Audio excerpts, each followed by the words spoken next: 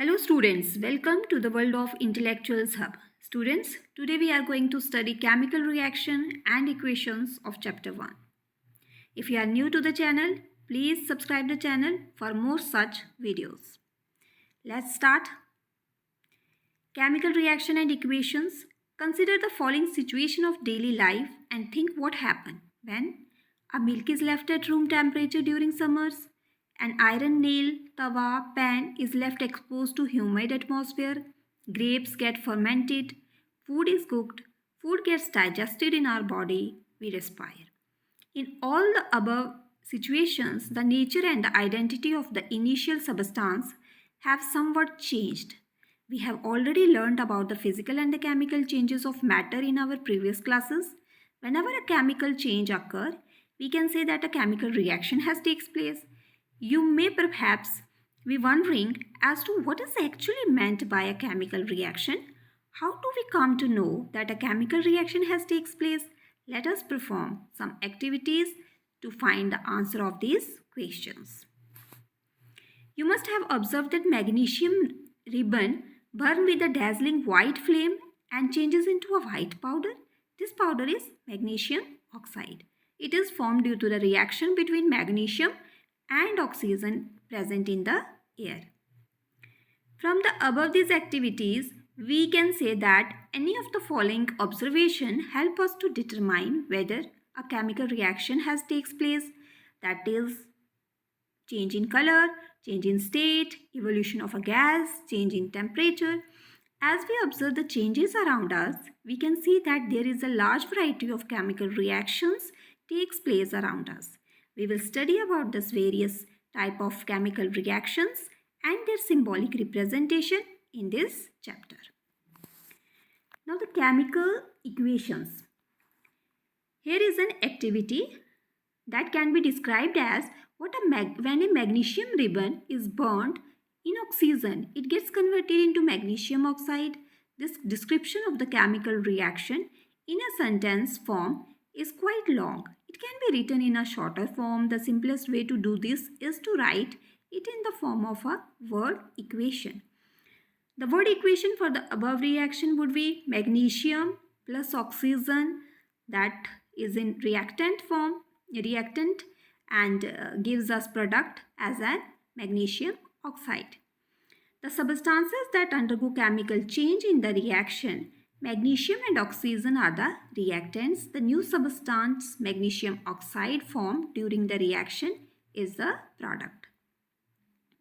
A word equation shows changes of reactant to product through an arrow placed between them. The reactants are written on the left hand side with the plus sign between them. Similarly, products are written on the right hand side with the plus sign between them. The arrowhead points towards the product and shows the direction of the reaction. Writing a chemical equation. Is there any other shorter way to represent chemical equations? Chemical equations can be made more concise and useful if we use chemical formula instead of verbs. A chemical equation represents a chemical reaction. If you recall formula of magnesium oxygen and magnesium oxide, the above word equation can be written as Mg plus O2, that gives MgO, that is magnesium oxide. Count and compare the number of atoms of each element on the left hand side and right hand side of the arrow. Is the number of atoms of each element of the same on both the sides? If not, then the equation is unbalanced because the mass is not the same on both sides of the equation. Such a chemical equation is a skeleton chemical equation for a reaction. Equation that 1.2 is the skeleton chemical equation for the burning of magnesium in air. Now the balanced chemical equation. Recall the law of conservation of mass that you studied in class 9th. Mass can neither be created nor destroyed in a chemical reaction. That is, the total mass of the elements present in the product of a chemical reaction has to be equal to the total mass of the elements present in the reactants. In other words, the number of atoms of each element remain the same before and after a chemical reaction. Hence, we need to balance the skeleton chemical equation. Is a chemical equation balanced? 1.2. Let us learn about balancing a chemical equation step by step. The word equation for activity 1.3 may be represented as zinc plus sulfuric acid gives zinc sulfate plus hydrogen. The above word equation may be represented by the following chemical equation, that is zinc Zn plus sulfuric acid, that is H2SO4, gives zinc sulfate, that is ZnSO4 plus hydrogen. Hydrogen is H2.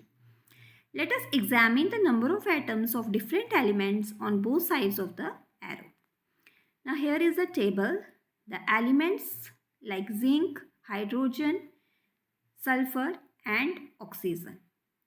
Number of atoms in reactants, that is 1, 2, 1 and 4. Number of atoms in product, that is 1, 2, 1 and 4. As the number of atoms of each element is the same on both sides of the arrow, that is equation 1.3 as is a balanced chemical equation. Let us try to balance the following chemical equation, that is Fe plus H2O gives Fe3O4 plus hydrogen.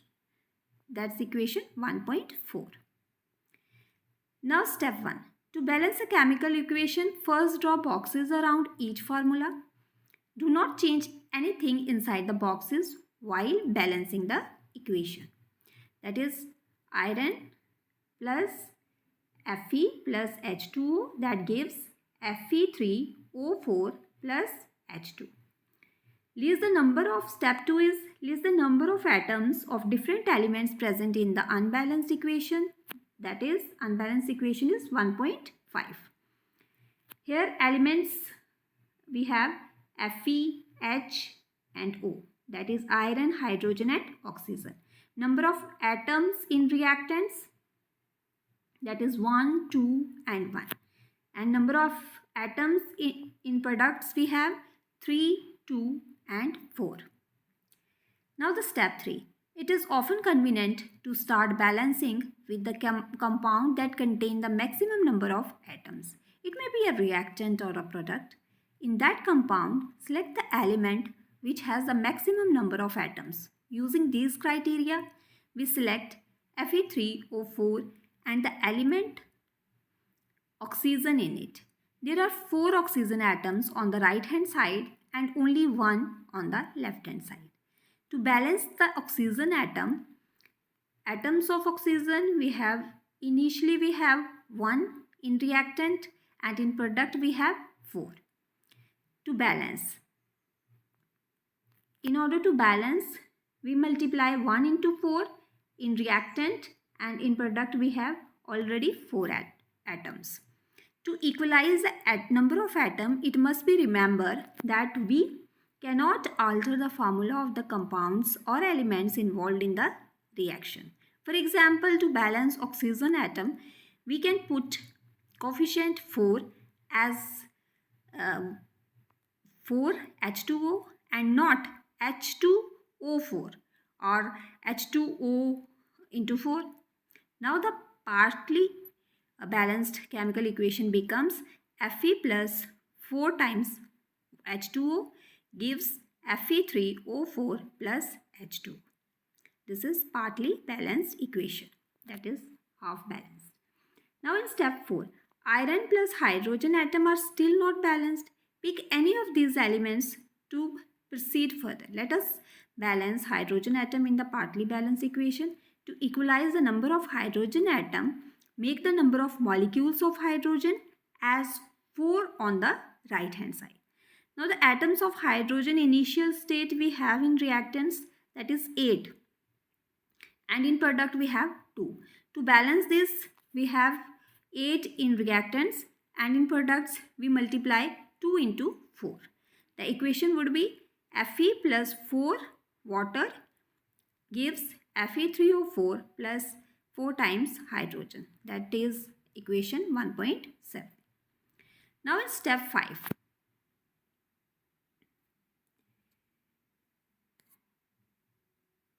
In step 5, examine the above equation and pick up the third element which is not balanced. You find that only one element is left to be balanced, that is iron. Initial state, in reactants we have 1 iron and in products we have 3. To balance this, we have in reactant we multiply 1 into 3 and in product we already have 3 atoms.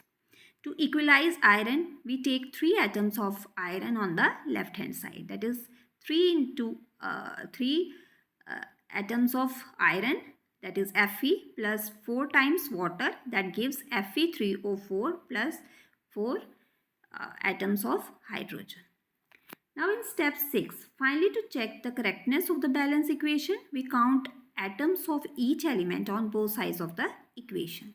That is 3 iron plus 4 water gives Fe3O4 plus 4 hydrogen. Now you see in this equation we have all the atoms equal as in left hand side and in right hand side. So the equation is a balanced equation. The number of atoms of elements on both sides of equation 1.9 are equal. This equation is not balanced. This method of balancing chemical equation is called hit and trial method, as we make trials to balance the equation by using the smallest whole number coefficients. Now step 7. Writing symbols of physical states, carefully examine the above balanced equation, that is equation 1.9. Does this equation tell us anything about the physical state of each reactant and product? No information has been given in this equation about their physical states. To make a chemical equation more informative, the physical states of the reactant and products are mentioned along with their chemical formula. The gaseous, liquid, aqueous, and solid states of reactant and product are represented by the notations. That is, gaseous we represent as G, liquid L, aqueous AQ, and in solid we represent it as small s respectively. The word aqueous AQ is written in the reactants or products is present as a solution in water. Now the balancing equation 1.9 becomes 3 iron plus 4 times water, that is gas. Iron is in solid form and water is in gaseous form, and it gives as a product Fe3O4, that is in solid form, plus 4 molecules of hydrogen in gaseous form. So this becomes equation 1.10. Note that the symbol G is used with water to indicate that in this reaction water is used in the form of steam. Usually physical states are not included in a chemical equation unless it is necessary to specify them. Sometimes the reaction conditions such as temperature, pressure, catalyst, etc. for the reaction are indicated above and or below the arrow in the equation. For example, here CO gas plus 2 hydrogen gas gives CH3OH in liquid form. 6 atoms of carbon dioxide, that is in aqueous form, plus 6 times water in liquid form in the presence of sunlight or chlorophyll gives C6H12O6 aqueous, that is glucose, plus 6 atoms of hydrogen aqueous, and it becomes equation 1.12.